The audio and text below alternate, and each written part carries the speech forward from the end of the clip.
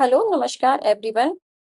आज मैं ओलिगोहाइड्रोमिनास टॉपिक के बारे में बताऊंगी, जिसका मतलब है गर्भ में पानी कम होने का खतरा। तो नमस्कार दोस्तों, मैं हूँ उमा और उमा ब्लॉग्स में आपका स्वागत है। आज हम बात करेंगे एक ऐसी समस्या की जो प्रेगनेंसी में बहुत डरा देती है। गर्भ में पानी कम हो जाना, जिसे डॉक्टर की भाषा में ओलिगोहाइड्रोमिनोस कहते हैं। अगर आपके अल्ट्रासाउंड में लिखा आया है कि AFI कम है या डॉक्टर ने कहा पानी कम है, तो ये वीडियो आखिरी तक जरूर देखना है, क्योंकि समय पर पता चल जाए तो माँ और बच्चे दोनों सेफ रहते हैं। आखिर ये ओलिगोहाइड्रोमिनस है क्या? गर्भ में बच्चा एक थैली में रहता है जिसे एमनियोटिक सैक कहते हैं। उस थैली में पानी भरा होता है और इस पानी के चार काम होते हैं। बच्चे को चोट से बचाना, मीन्स कुशन की तरह काम करना। बच्चे को हिलने डुलने की जगह देना जिससे वो उसमें फ्लोट कर सके। बच्चे के फेफड़े और किडनी का विकास करना। टेम्परेचर मेंटेन रखना। जब ये पानी 24 हफ्ते के बाद 5 सेंटीमीटर से कम हो जाए या AFI5 से कम आ जाए तो इसे ओलिगोहाइड्रोमिनोस कहते हैं। ऐसा क्यों होता है? इसके 5 मुख्य कारण हैं। बच्चे की किडनी की समस्या। बच्चा पेशाब करके ही पानी बनाता है। अगर किडनी ठीक काम ना करे तो पानी कम। पानी लीक हो जाना। कई बार थैली में छोटा छेद हो जाता है और पता भी नहीं चलता। माँ को BP, शुगर या डिहाइड्रेशन। माँ कम पानी पिए तो भी होता है। प्लेसेंटा में ब्लड सप्लाई कम। बच्चे को खाना पीना ठीक से ना मिले। डेट आगे निकल जाना। 40 हफ्ते के बाद नेचुरली पानी कम हो जाता है। जुड़वा प्रेगनेंसी या कुछ दवाइयाँ।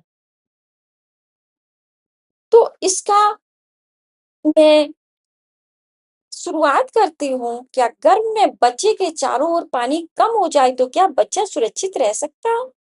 क्या यह सामान्य बात है या एक गंभीर खतरे का संकेत? अगर गर्भावस्था में डॉक्टर कहे कि पानी कम है तो घबराना चाहिए या सही इलाज से सब ठीक हो सकता है? तो आइए जानते हैं ओलिगोहाइड्रोमिनास के बारे में पूरी जानकारी आसान भाषा। यदि आप नर्सिंग स्टूडेंट्स हैं, स्टाफ नर्स हैं या गर्भवती महिलाओं की देखभाल से जुड़े हैं, तो यह वीडियो आपके लिए बहुत ही महत्वपूर्ण है। ओलिगोहाइड्रोमिनास एक वह स्थिति है जिसमें गर्भाशय में या यूट्रस में भ्रूण के चारों ओर मौजूद एमनियोटिक फ्लूइड सामान्य से कम हो जाता है। एमनियोटिक फ्लूइड भ्रूण की सुरक्षा करता है, उसके फेफड़े और हड्डियों के विकास में मदद करता है तथा गर्भ में स्वतंत्र रूप से घूमने की सुविधा देता है। अब एमनियोटिक फ्लूइड के मुख्य कार्य क्या है? जैसा कि मैंने अभी आपको बताया था आसान भाषा में, अब मैं आपको मेडिकल लैंग्वेज में बताऊंगी। भ्रूण को चोट से बचाना, शरीर का तापमान बनाए रखना, फेफड़ों और पाचन तंत्र के विकास में सहायता करना और अम्बिलिकल कॉर्ड पर दबाव पड़ने से बचाना, भ्रूण की गतिविधियों को आसान बनाना। सही जानकारी ही सुरक्षित मातृत्व की पहली सीढ़ी है।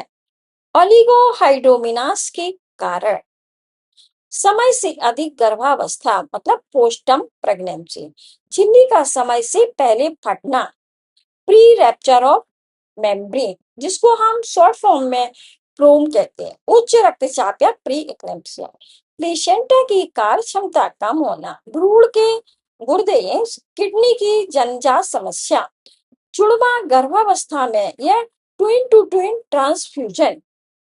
अब मैं बताऊंगी कि इसके सिम्टम्स क्या हैं। तो इसके जो ओ सॉरी जुड़वा गर्भावस्था में twin to twin transfusion syndrome और कुछ दवाओं का प्रभाव। माँ में पानी की कमी, जिस जो होता है डिहाइड्रेशन, अगर माँ पानी कम पीती है। अब मैं आपको बताऊंगी इसके लक्षण और खतरों के बारे में। सच बताऊं तो माँ को खुद से कोई लक्षण नहीं पता चलते हैं। ये लक्षण सिर्फ अल्ट्रासाउंड और डॉपलर से ही पता चलता है। अगर समय पर इलाज ना हो तो खतरे। तो पहले मैं आपको खतरे के बारे में बताऊंगी। बच्चे की ग्रोथ रुक जाना, IUGR, intra uterine growth retardation, umbilical cord दब जाना, डिलीवरी में दिक्कत, बच्चे के फेफड़े पूरी तरह ना बनना, खासकर 24 हफ्ते से पहले हो तो, समय से पहले डिलीवरी या सिजेरियन सेक्शन की नौबत। अब मैं बताऊंगी लक्षण। कई बार कोई लक्षण नहीं होते लेकिन कुछ संकेत हो सकते हैं। पेट जो होता है अपेक्षाकृत छोटा लगता है और भ्रूण की जो मूवमेंट या हलचल है वो कम महसूस होती है। जब डॉक्टर गर्भाशय की जांच करता है तो इसकी ऊंचाई या हाइट कम मिलती है। अल्ट्रासाउंड में पानी कम दिखाई देता है। अब मैं आपको बताऊंगी इसके डायग्नोसिस या निदान के बारे में। अल्ट्रासाउंड सबसे महत्वपूर्ण जांच है। एएफआई का फुल फॉर्म है एमनियोटिक फ्लूइड इंडेक्स, मापा जाता है। सिंगल डिपेस्ट पॉकेट भी देखा जाता है। भ्रूण की हृदय गति की निगरानी जिसमें NST-CTG की जाती है।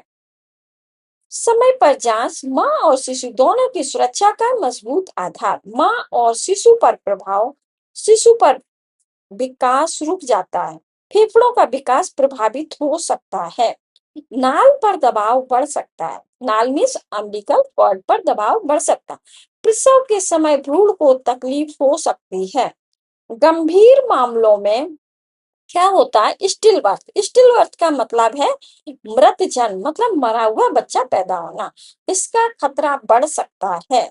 मां पर प्रसव के दौरान जटिलताएं बढ़ सकती हैं और सिजेरियन सेक्शन की आवश्यकता बढ़ सकती है। मानसिक तनाव बढ़ सकता है। अब मैं बताऊंगी आपको इलाज के 4 ऑप्शन। क्या है इलाज के 4 ऑप्शन? पानी ज्यादा पिएं, मतलब पर्याप्त मात्रा में पानी पीना, और दिन में 3-4 लीटर पानी पीना, नारियल पानी पीना, जूस। कई केसेस में 48 घंटे में AFI बढ़ जाता है। आराम करना, विशेषकर बाइक करवट, बेड रेस्ट में बाइक करवट लेना, इससे बच्चे को ब्लड सप्लाई बढ़ जाती है। नेक्स्ट है नियमित अल्ट्रासाउंड और डॉक्टर की सलाह का पालन। बार बार अल्ट्रासाउंड और NST हर हफ्ते या 3 दिन में मॉनिटरिंग होनी चाहिए।